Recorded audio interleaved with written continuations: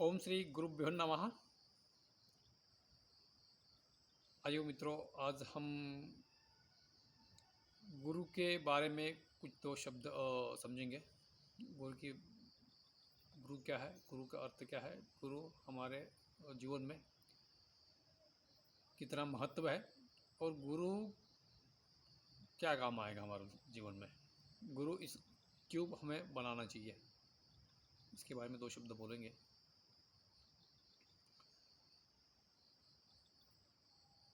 पिंडांडे ब्रह्मांडे,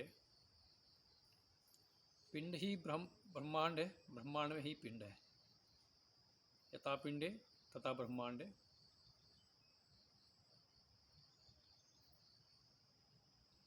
इस चीज़ को अगर समझ लिया ना, फिर और कुछ चीज़ समझने की कोई ज़रूरत नहीं पड़ेगी। इन्हें खुद को समझना, खुद को अगर जान लिया और कुछ जानने की ज़रूरत नहीं पड़ेगी। इसे जानने के लिए गुरु चाहिए, गुरु कृपा चाहिए और गुरु का बोधन चाहिए। गुरु बिना ज्ञान न होए, गुरु के बिना ज्ञान नहीं होता है। इसलिए हर एक व्यक्ति को अपना जीवन में गुरु बनाना चाहिए, चाहे वो सांसारिक विषय हो, किसी कार्य की विषय हो या कोई आध्यात्मिक मार्ग पर हो। गुरु के बिना संपूर्ण ज्ञान नहीं मिल सकता है। इसलिए गुरु के आज्ञा का पालन करते हुए अगर आप आगे बढ़ोगे जीवन में तो सफल आप रहोगे। गुरु हमारे मार्गदाता है। गुरु मोक्ष के रास्ता है। जैसे कि गुरु बिना ज्ञान नहीं मिलता है। गुरु सानिध्य अगर इसको प्राप्त हो जाता है तो वो हर चीज़ पा लेता है। अगर उस बंदे में या उस व्यक्ति में अगर समर्पण है तो समर्पण के बिना कुछ नहीं है। क्योंकि जीवन में गुरु का बहुत ही बड़ा महत्व है, उस चीज़ को समझो। वैसा तो कहा जाता है कि पहला गुरु जो है माँ बाप होते हैं। माँ बाप को तो भगवान से भी ऊपर दर्जा दिया हुआ है हमारे हिंदू सनातन धर्म में। पहला जो गुरु है माँ बाप। फिर उसके बाद में हम लोग कोई शिक्षा लेते हैं, कोई स्कूल और पढ़ाई और करते हैं तो वहाँ पर गुरु का भी उतना ही महत्व है। गुरु बिना ज्ञान नहीं मिलता है। तो गुरु का आज्ञा पालन करते हुए आप संसार में आप आगे बढ़ोगे तो सफल रहोगे, बहुत सारे चीज़ों से आप बचोगे भी। इसीलिए कि बहुत सारे ऐसा लोगों को भी मैंने देखा हूँ, हमेशा कुछ ना कुछ विषय पर गुरु के निंदा करते रहते हैं। तो गुरु की निंदा नहीं करना चाहिए। जो बंदा है, जो भी व्यक्ति है, भले वो सांसारिक विषय में हो या किसी भी कार्यकलाप को करता हो, आध्यात्मिक मार्ग पर भी हो या साधक हो या कोई भी या दूसरा कोई भी अगर कुछ चीज़ें कर रहा है, वो जो काम कर रहा है, तो कोई आपसे ऊपर बोलते कि जिसे आपको जो सिखाया उन्होंने, ये वो आपको मार्गदर्शन कर रहा है, उनके तरफ आपका भाव क्या होनी चाहिए, इस चीज़ को आपको पहले समझना पड़ेगा। आप जितने समर्पण भाव में रहोगे उतने उस चीज़ को आप तो बढ़िया तरीके से आप सीख सकते हैं। और गुरु कृपा के बिना कुछ नहीं होगा। अगर आध्यात्मिक मार्ग में विशेष करके बोलने के लिए कि गुरु कृपा अगर है तो हर चीज़ में आप सफल रहोगे। गुरु कृपा से हर चीज़ें अपने आप मिलने भी लगेगा और होने भी लगेगा। इसलिए सद्गुरु के हाथों से कभी अमंगल नहीं होता है। कभी कभी किसी विषय पर अगर गुरु अगर डांटता भी है तो उस चीज़ को हमें समझ लेना चाहिए। बहुत सारे शिष्यों को समझ में नहीं आता है।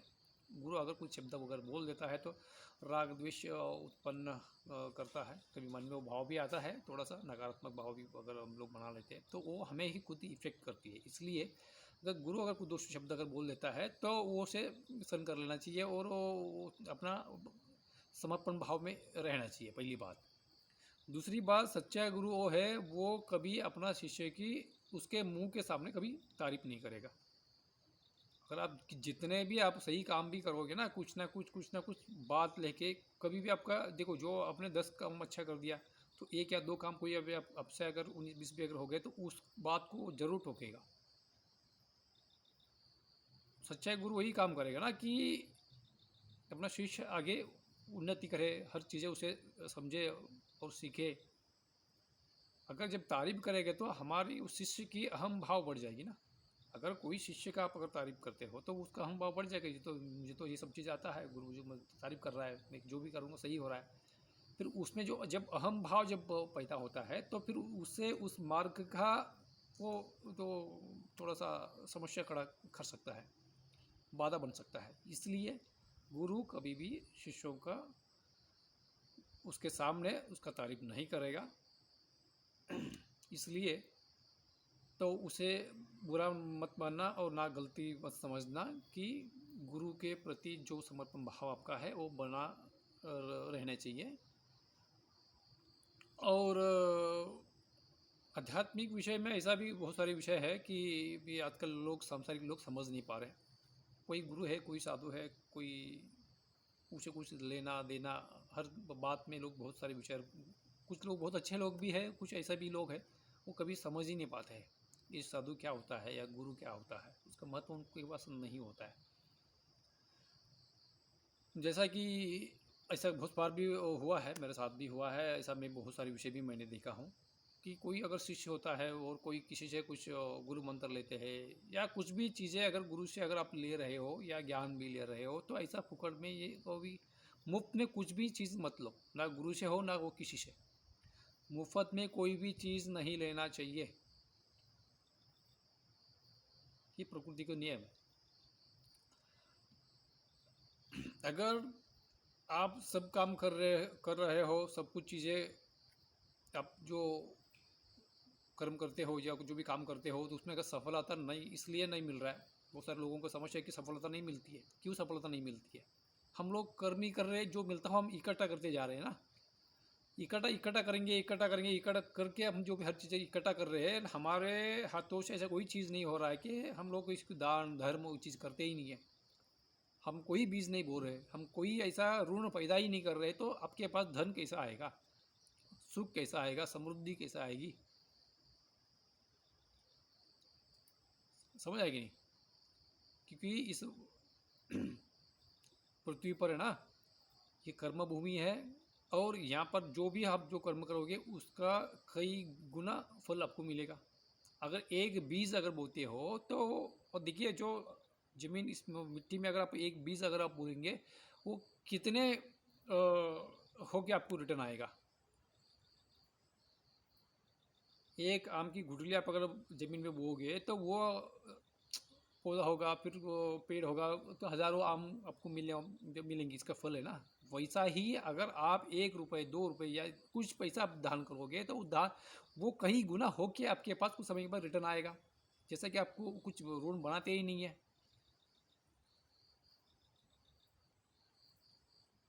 इसलिए ऋण पैदा करना चाहिए। इसलिए अपन बोलते कि कोई ब्राह्मण को दान देते हैं, कोई स्वामी जी को दान देते हैं, कोई संत साधु को दान देते हैं, साधु संत संतों की सेवा करते हैं। क्यों? इसलिए करते हैं कि कोई उसका धन ज़्यादा है या पैसा काम धंधा कुछ है नहीं है करके सेवा भाव से काम नहीं करते, कि उसका यो एक ऐसा गणित है, उसका एक साइंस है वो, उस चीज़ को आपको समझना पड़ेगा।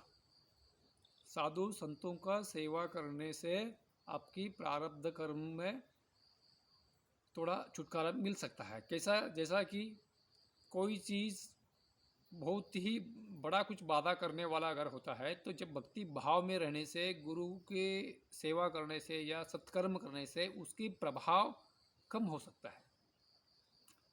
जैसा कि आपके कर्म के आधार पर जो भी आप सुख और दुख जब भोगते हैं, जैसा कि ऐसा कुछ आपसे हाथों से कोई जाने अनजाने में कुछ कर्म हो जाता है, उसके फलानुसार आपको ऐसी चीज़ें होती है, आपके साथ जो घटना घटित होती है। समझो कि आप किसी गाड़ी से, किसी बाइक से या कोई कार से आप कहीं ना कहीं जा रहे हो, जब प्रवास सब करते हो, अगर आपके कर्म के आधार पर ही आपको जो सुख और दुख मिलता है, समझो कहीं गाड़ी का कुछ एक्सीडेंट हो गए, फिर भी आप बच जाओगे। या बहुत सारे ऐसा भी चीज़ मैंने भी देखा हूँ कि बहुत सारे एक्सीडेंट भी हो जाती है तो कुछ साथी कुछ लोग मर जाता है, लेकिन परिवार में 1 या 2 बच्चे लोग बचते हैं, या कुछ ही एक व्यक्ति बच जाता है, तो उसे कुछ लोगों को कुछ भी नहीं होता है, कोई थोड़ा बहुत छोटा मोटा खर्च होके फिर उसका वो चल जाता है। जिसका सत्कर्म जो होता है ना, ये हर चीज़ें ऐसा उसको बचाता है। जैसा उसको एक्सीडेंट होगी, किसी का अगर पेट कटना जैसा उसका अगर कर्म है, तो वो अगर सत्कर्म करने से उसका फल ऐसा मिलता है कि वो छोटा सा एक आधा कि कांटा चुभ के भी उसका वो कष्ट उसका परिहार हो सकता है उसके अगेंस्ट। इसलिए कि सत्कर्म करना चाहिए और गुरु के प्रति समर्पण रखना चाहिए। कि अगर कोई भी अगर साधक अगर है, तो कोई किसी को गुरु अगर आपने किया है, तो अगर आप गुरु को अगर पूछोगे, गुरु जी मैंने ऐसे ऐसी चीज़ें मैं कर रहा हूँ, फिर मैं सफलता नहीं मिल रहा है, ना धन का जो भी अगर आवागमन नहीं हो रहा है, जितना ज़रूरत है उतना चीज़ें नहीं हो रही, तो आप फिर दान करो, क्योंकि कलयुग में दान का बहुत ही महत्व है।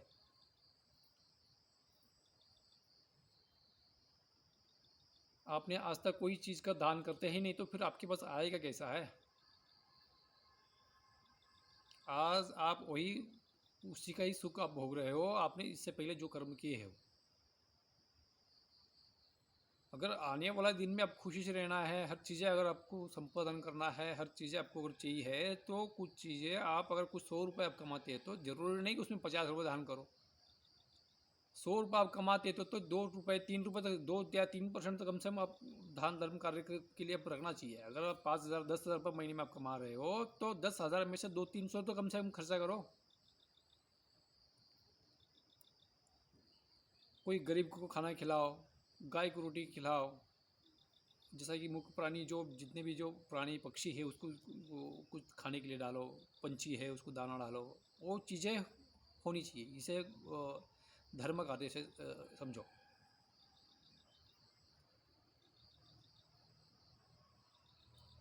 हो सके साधु को संतों का सेवा करो। गुरु को दक्षिणा क्यों दी जाती है? क्या गुरु को पैसे की जरूरत नहीं होती? गुरु को दक्षिणा इसलिए दिया जाता है, गुरु को जैसा कि हमारे ऋण में गिराने की एक काम है।